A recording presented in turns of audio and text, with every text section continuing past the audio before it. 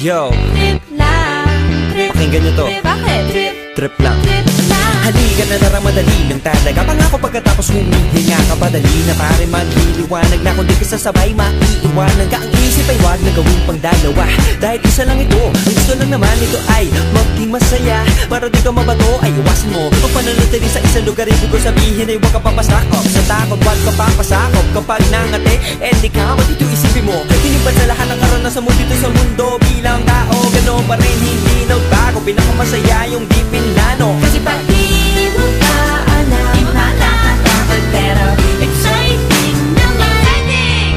Yeah! Sumabay lang sibat na ng bahala.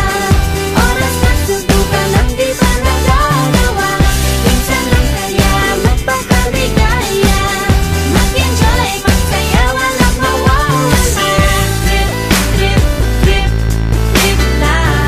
Trip, trip, trip, trip May lang. gusto kong gawin pero nangangamba na baka mga tao'y tawanan ka. Nais kumanta pero di mo forte. 5 piso lang naman ang karaoke. Go!